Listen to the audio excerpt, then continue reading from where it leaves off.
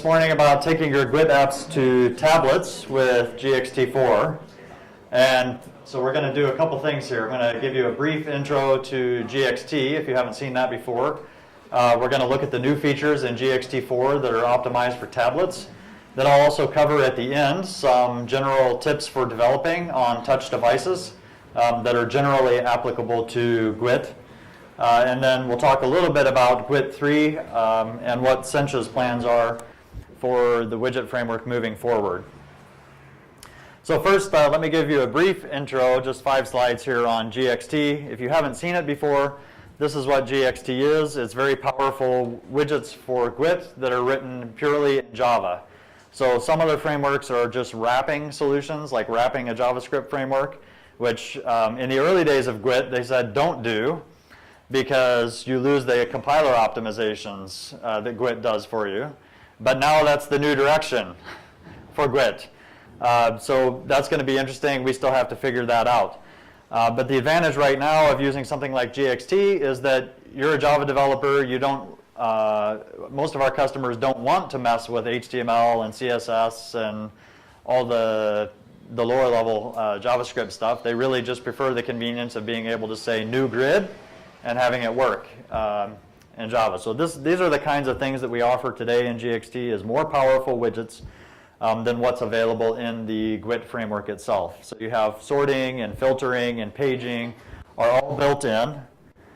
We have some powerful tree components, including the filtering tree, which is my favorite GXT widget, where you can just type a little bit in the filter box on the right and it will automatically eliminate all the non-matching elements.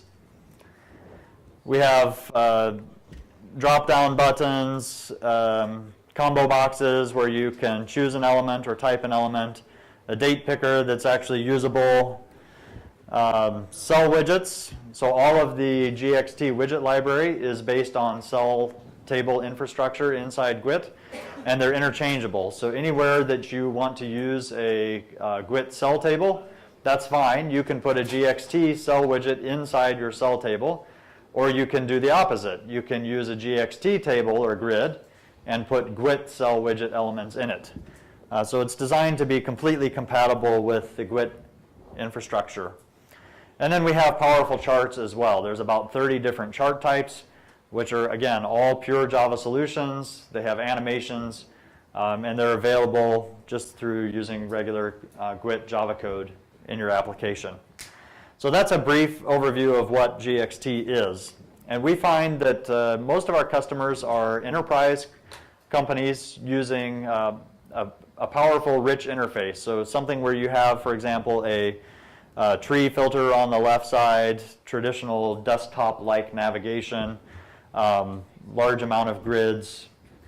A lot of people take swing apps, Java swing apps. They want to stay with Java. And so GXT gives them the power to replicate some of those swing components but just deliver via a new interface in the web. So let's move and talk a little bit about touch now. So we have the ability, we've been doing web apps for a long time now, about 20 years actually. And we have the ability to build desktop-like interfaces on the web. And we as web developers are pretty comfortable with that. But something has changed in the enterprise as well as outside the enterprise, and that is that the tablets are coming. So several years ago, we passed the threshold where tablet shipments, there's more tablets sold than PCs and desktops already in the world, and this trend is only continuing. So if you haven't been asked yet to begin looking at running your web application on a tablet, chances are you will be very soon. But they're not just coming to the home, they're also coming to work. So increasingly we're finding that our enterprise customers want to use their desktop web applications on a tablet. And as you know, if you just take your application without any additional work and run it on a tablet, it may not work so well. First of all, the screen is smaller physically, so even though the resolution is just as high. So that makes the print very tiny. You have all kinds of issues with zooming, scrolling, just ability to touch tiny things on the screen. And so it doesn't always work. So what we've tried to do with GXT 4 here is make it possible for you to take an existing GXT app or other type of GWT app, as we'll talk about, and run it on a tablet with minimal modification and have the touch features actually work. So users expect to be able to do all kinds of things now with the application. Instead of just mouse clicks, we want to be able to do tap, double tap, slide, pinch and rotate, etc. And can we do this in a browser? Well, yes, we can. We have the JavaScript touch events, the touch start, touch end, the touch cancel, touch move. GWT also exposes those events at a pretty low level. But what we would really like as developers would be logical events, like a tap event, long press event, gesture event of other types. So the key to making this happen is the notion of a gesture. Just a movement of a finger that indicates an action. And what we've done in GXT4 is introduced a system of gesture recognizers, which will take the raw GWT events, all the touch-related events, and convert them into gesture-related events, which are at a higher level so that you can work with them more easily in your code. So let me do a quick video here of the new features running on an iPad. See if I can actually get them. There it is. Nope, skip the slide. Let's go back. This is the GXT Explorer running on an iPad with GXT4 and the new Triton theme. Let's look at some of the examples. Note that the expand collapse is very responsive. In GXT3, the tree will function, but there will be a 300 millisecond delay, but GXT4 implements touch handlers to toggle the tree so there is no delay. Let's expand a couple areas in the tree here. When I scroll in the nav area, you can see that we now have momentum scrolling. This works in the grids also, and even in the live grid. Editing works as you would expect with the virtual keyboard. For example, I can touch in the filter box, type grid, and then select the inline editable grid. I can even double tap on a cell and change the value of the text. Let's look up at the navigation tabs for a second.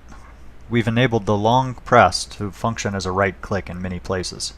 So I can long press on a tab and the context menu will appear. Speaking of long press, it can also simulate hovering with the mouse. For example, we added a long press gesture recognizer to the tooltip.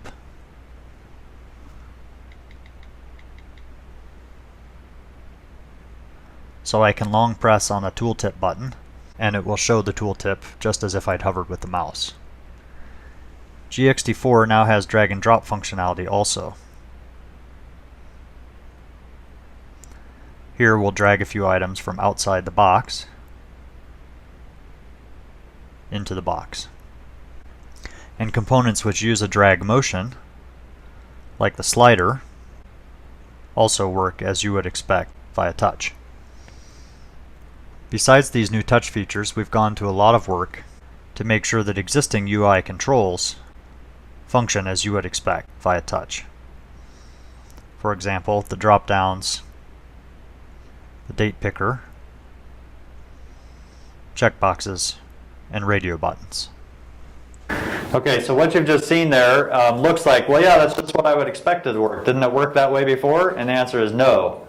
It's actually quite a bit of work, even to make something like the date picker, to have the keyboard prop up properly and go down when you expect it to.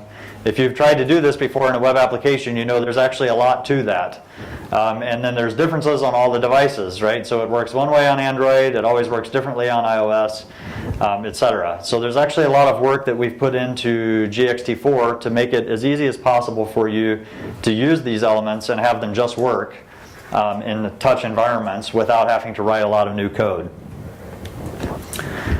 We've also introduced in GXT4 this new Triton theme, which is a little bit more modern looking, simple, very clean lines, and it's designed to look good on mobile devices as well. These are just some of the elements, what they look like in Triton. Then we also have a new executive dashboard app which shows you some of what's possible.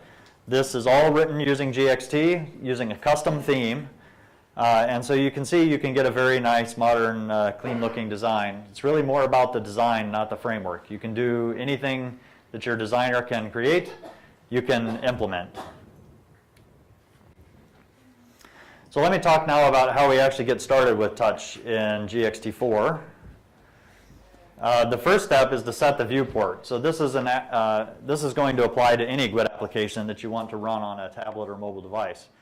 On iOS, for example, there's the double tap to zoom feature. You need to avoid conflict with that feature because if you are trying to implement a double tap recognizer in your app, you'll probably never see that event because the system recognizer is going to just treat it as a zoom operation instead. So one way to avoid that is to lock the viewport using the meta tag in your HTML host page.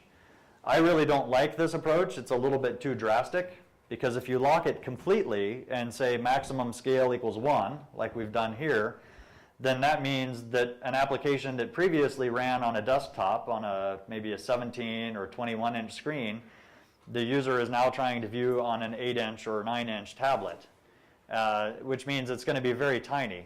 But this max scale equals 1 means you're going to be scaling the pixels exactly like they are on the desktop. So the density is higher, but that doesn't really help old people like me see on the tiny devices. So a less drastic approach is just to say allow the pinch zoom feature in a range of 1 to 3. So they could still pinch zoom, but the double tap would not function. And that avoids conflict with the double tap gesture. So you do need to think about your viewport for sure when you begin developing for touch.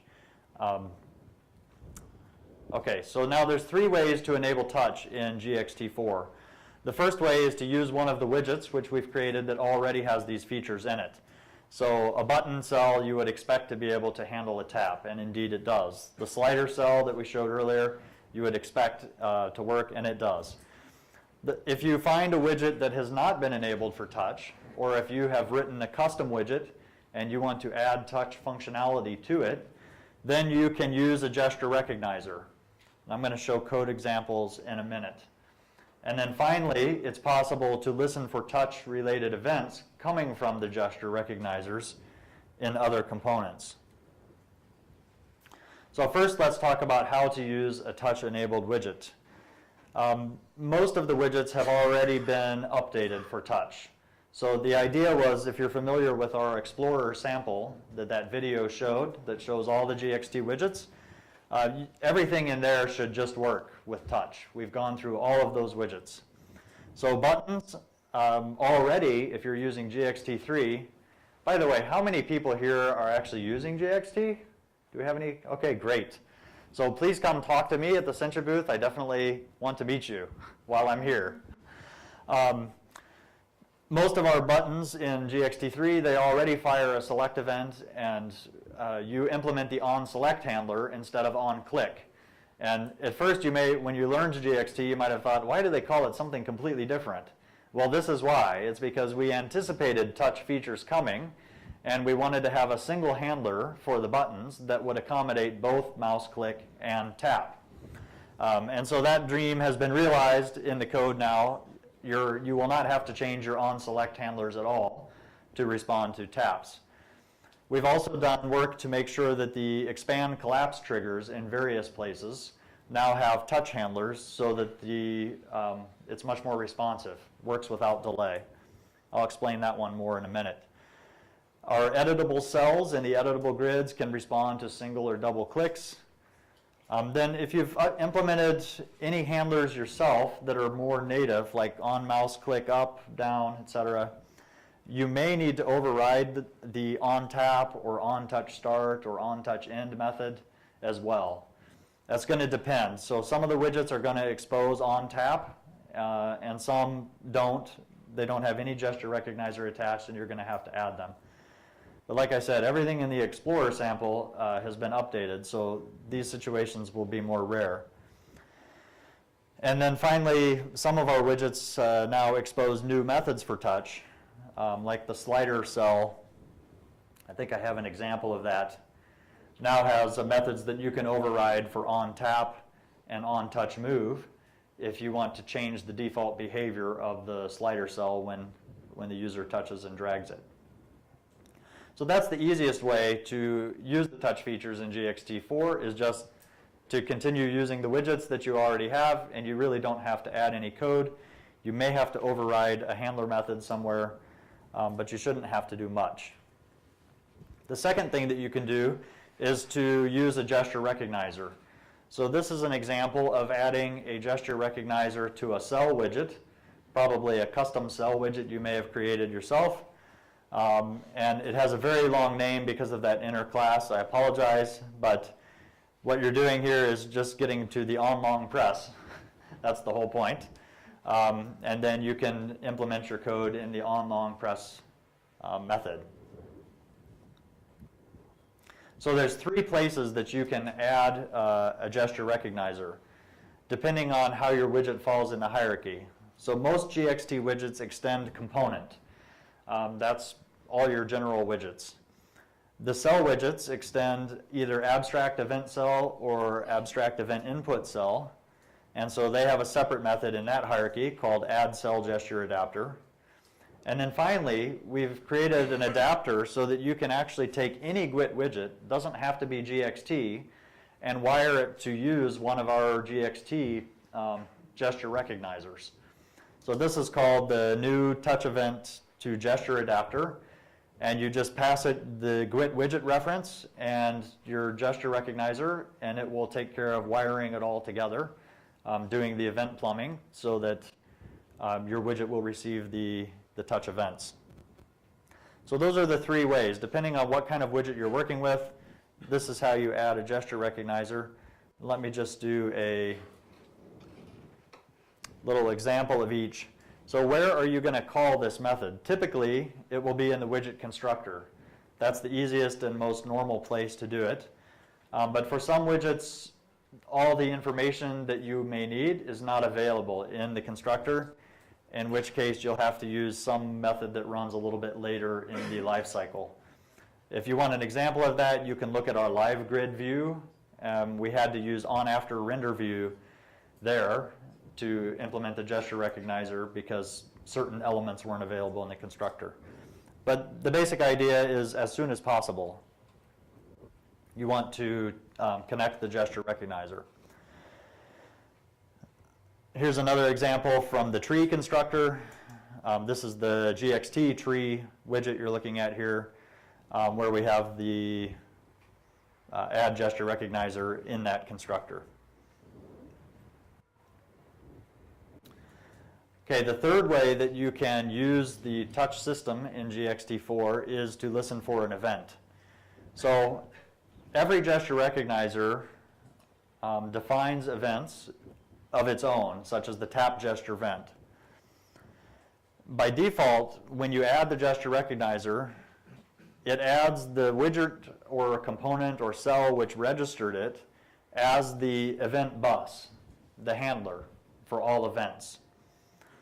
So what you can do to listen for events is just use widget.addHandler and then listen for those events. So here, let's say we create a tab panel. We've probably added a gesture recognizer to it with add gesture recognizer, but then we can call tab panel.addHandler and listen for the tap gesture event there. So again, by default, the widgets are firing events only to the component or cell or widget which registered them. They're not firing events on any event bus. But if you want to use a more general event bus to listen to touch-related events or gesture-related events, you can do that. There is a method on the gesture recognizer called setDelegate. So after you've registered it, you can call setDelegate and supply your own event bus, and then those methods will be available wherever your event bus is available. Okay, let me talk a little bit now about under the covers, what's happening to make all of this work. So there's two pieces that are really necessary for events to flow through the system and for these gesture recognizers to work. The first thing is that the gesture recognizer has to receive the raw DOM events, the touch start, touch end, etc. And then the second thing is these have to be forwarded to the gesture recognizer to actually use them.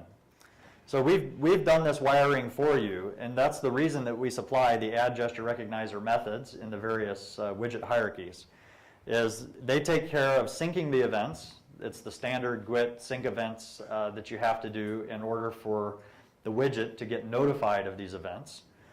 And then furthermore, the on-browser event method in the base classes takes care of forwarding those events to any recognizers that are on the widgets. So you shouldn't even have to worry about this. You just call add gesture recognizer, give it your recognizer, and all this plumbing is done for you.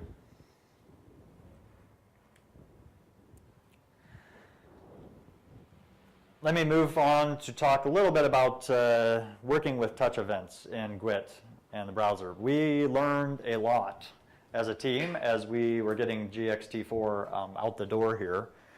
And there's a lot of little gotchas that you discover. So if you start developing applications for touch, hopefully this will be useful. One of the things that we discovered, there's a big difference between touches versus changed touches. Those are both JavaScript properties, but changed touches acts differently depending on which type of event it is. So you really just have to look at the docs there. I'm not going to try to explain it all here, but point out that that thing is there. And the MDN docs are actually very good on this subject. One little gotcha that you may encounter is that there is a target property on touch events. And the target represents the element where the touch started. What's a little bit tricky is even in the case of a touch end event, let's say I'm dragging from element A to element B, even the touch end event that fires when I lift my finger on element B is still going to show its target as element A, where the touch started, which is not at all intuitive to me, but there's no way to get around it. This is a browser limitation. So be aware of that, especially if you're doing any kind of drag operations. Okay, next we have, it's important to understand the difference between stop propagation and prevent default. So these are two different methods that if you're looking on Stack Overflow or sample code on the internet, you're often going to see them together. But I want to explain what the difference is. So normally events bubble up through the DOM hierarchy until someone stops them. And the way you stop it is to call stop propagation on the event. We typically don't worry too much about this in desktop apps, but in touch apps it becomes really important. So that's one thing. If you want to say, hey, I've handled this event, I'm the only person in the hierarchy or the only event in the hierarchy that needs to know about this, then you call event.stopPropagation, and it will no longer bubble up through the DOM hierarchy. That's one concept. A separate concept is that the browser has a way of handling events itself. So for example, when you right-click on a web page, you get the browser's context menu, unless you've done something to override that. Okay, that is called the default behavior, and that is what prevent default is for. So if you want to implement a right-click gesture recognizer, for example, and handle that right-click, then you're going to want to call prevent default when you handle it. Otherwise, the browser will show its own context menu as well. So we had to do this with the tab panel. Again, if you're using our widget library, most of these things should be done for you, but I just want you to understand the difference. So these two things are really unrelated. Stop propagation and prevent default do different things. Stop propagation prevents your events from bubbling up the hierarchy any further, and prevent default prevents the browser from operating on the event in its default way.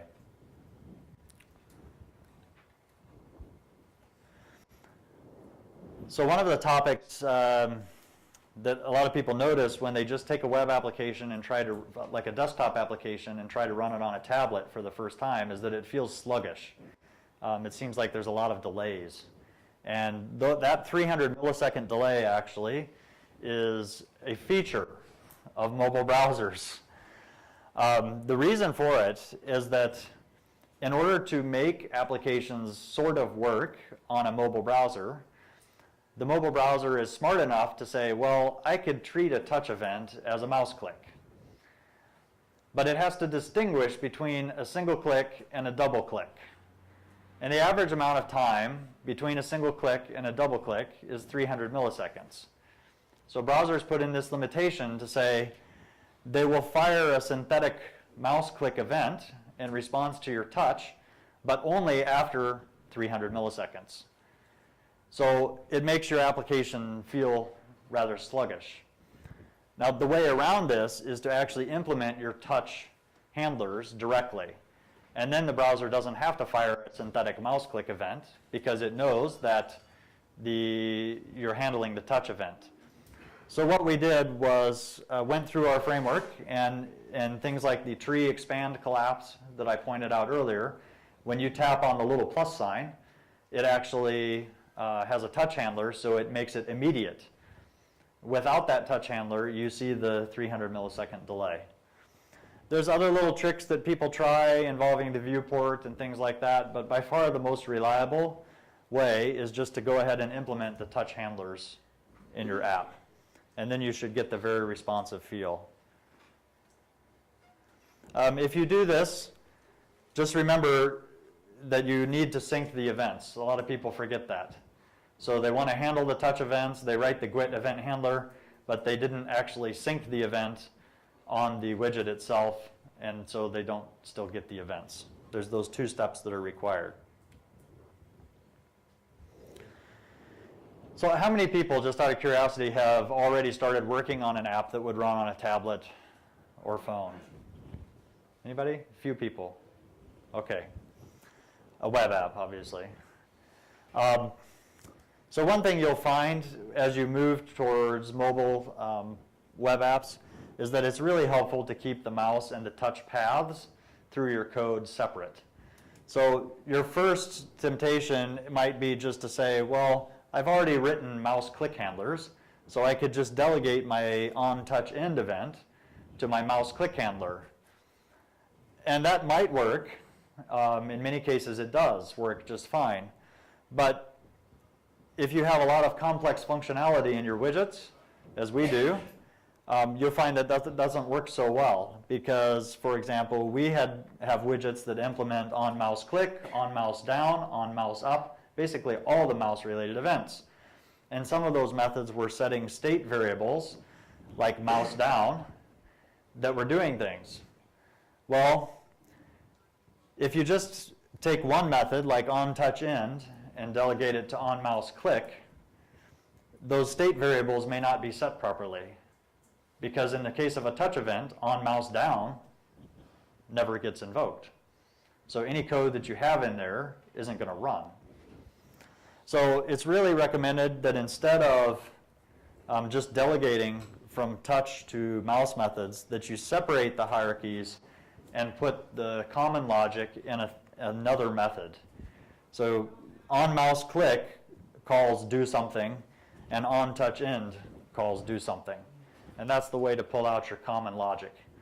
And that will work for you much better overall, especially if you have complex widget interactions. Okay, another pro tip or little problem that you might find is that mobile browsers don't blur fields when you touch the submit button. So imagine you have a form and your validation handlers, for example, are triggering off the on blur event on a form field. You touch the submit button and you notice that validation didn't run. This is totally a hypothetical example, right? From GXT 4. This is one we had to fix. There's really no good solution to this. The only solution we've been able to find is that you have to programmatically focus the submit button when it's tapped. And programmatically focusing it will cause onBlur to be fired on all the other fields.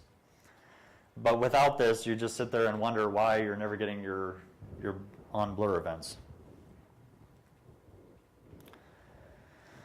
Another little tip here is to handle touch end rather than touch start. And the reason is, in general, that a touch start could be confused with a scroll operation. But touch end is much clearer that actually it's finger up off the device. So you'll have less problems with state interactions if you use touch end. I already mentioned how the touch start method in our panel tab uses prevent default, so that when you do a long press to show the context menu, it doesn't also show the browser context menu.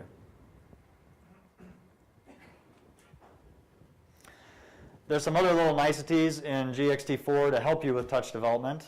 We have a new property called GXT.Device that can be used in the CSS or GSS conditionals. We have a new variable or method, GXT.isTablet, that you can use as well when your application needs to know if it's a desktop or tablet. The one caveat that I would make here is that it's a very naive implementation right now. GXT 4 is written for desktop and tablets. We're deliberately not saying phones yet, or we're not making any distinction between tablets and phones. And the reason is because it's actually very hard to do. Because there's no features that you can test via the web APIs which reliably indicate whether it's a tablet or a phone. The screen density cannot be used because there's phones that have higher densities than tablets, higher resolution than tablets, and vice versa. So what we've done for now is basically if the user agent starts with Android or I, it's a tablet. Otherwise, it's a desktop. It's a little bit more complicated than that, but not very much, right? So phones will appear as tablets in the current GXT4 release if you use this property binding. At some point, we may look at doing the 8,000 device switch statement that actually tries to make it recognize phones, but we'll see.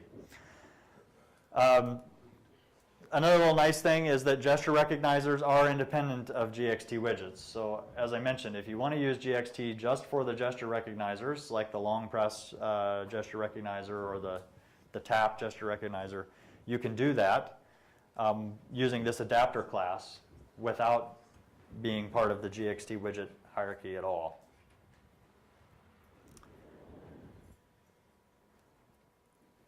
I know we got started a little bit late. How much time do we have? Another. You have something like 5 or 6 minutes. Yeah. Okay. All right. Let me talk about. That should be enough. A few development tricks for working with touch. The easiest way to test a lot of touch features, because you're used to working at your desktop with SuperDev Mode, actually is just to use device emulation in Chrome DevTools. So to do this, you need to add the -- touch events flag when you launch Chrome. And then you'll see when you go into DevTools that you'll get a little round dot instead of the mouse pointer, and that dot represents the touch point. So your mouse is effectively functioning as a stylus or your finger. Then you can click that little blue button in Chrome DevTools to emulate a device. And you can choose a device or resolution. You can put in a custom resolution. When you do that, GWT needs to know that there may be a new permutation required. So you typically will want to hit Command-Shift-R in your browser to reload the page for the emulated device.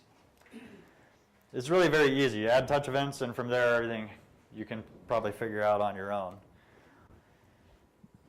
Let me skip that one and come back to it. While we're talking about Chrome remote debugging, something that's really useful is typically if you're on a mobile device, you're going to need to communicate with the GWT code server running on your desktop machine.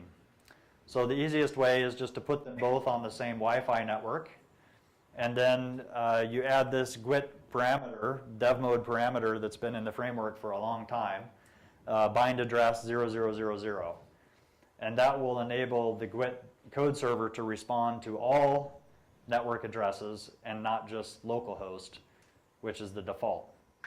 So with that approach, your app running on your tablet will be able to see your GWT code server and will be able to pull code from it. Then if you want to use Chrome remote debugging, SuperDev Mode does work with it. It actually is quite nice. So you plug in your USB cable, you go through all the developer setup there for your device, and then go to Chrome://inspect, and it will show you a screen capture of your device. It's actually not a direct capture, but a very close approximate of what's on your device. And you'll be able to run the standard debugging tools, see your DOM hierarchy, set breakpoints, look at source maps, all of that kind of stuff, but running on your device instead of your desktop browser. So this is really, really handy because it brings the good tools that we're used to onto the actual target environment, which is our mobile device. Another little tip for development that a lot of GWT developers still don't know is that you can collapse permutations and it will really reduce your initial compile time. So especially if you've created any custom properties in your application, the default is you'll see the 5 or 6 standard permutations for each browser when you build your GWT app. But if you use collapse all properties in your GWT XML, then it will just build one permutation instead of all of them. So this is becoming an issue. GXT has some permutations as well that we add. And so we're seeing the permutation explosion problem in a lot of GWT apps where doing a full production compile, it takes, the first half of the time is just compiling the Java code, but then you spend another several minutes compiling each and every permutation. So in a development situation, if you're just doing a quick build for development, don't use that. Put in collapse all properties, and then it will combine all of your permutations into a single one, and it cuts your build time in half. Now for production, you don't want to do it because that one permutation is 15 to 20% larger than any of the individual permutations would be. But if you're doing a quick dev build, it's great. SuperDev Mode, you don't need to worry about this because SuperDev Mode will automatically select the correct permutation.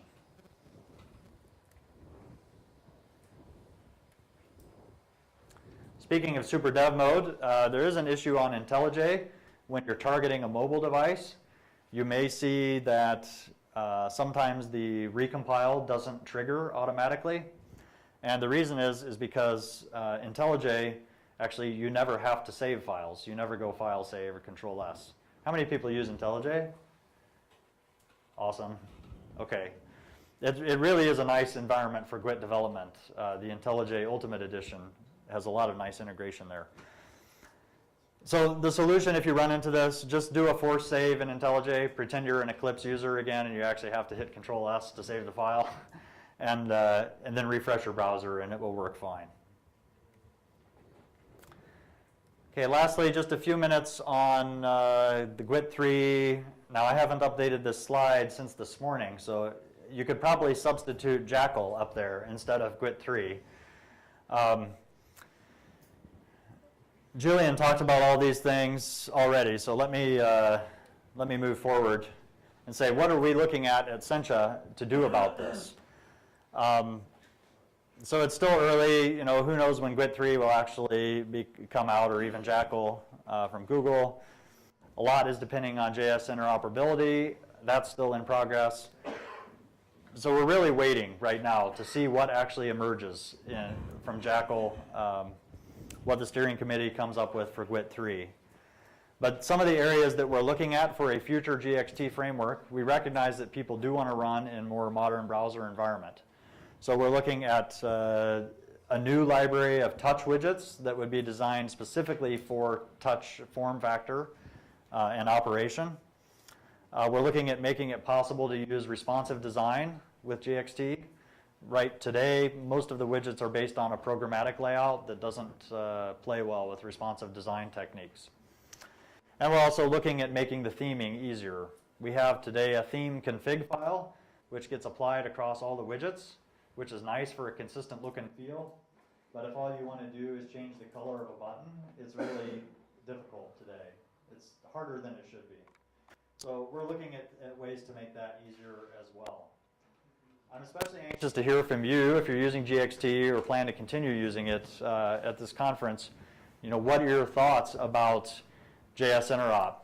Do you want to continue using a Java widget library, or are you ready to drink the Kool-Aid and move to web components and start working in HTML and JavaScript raw again? We're happy to hear from you because that's going to determine which direction we take. And that is all the time we have. Thank you very much.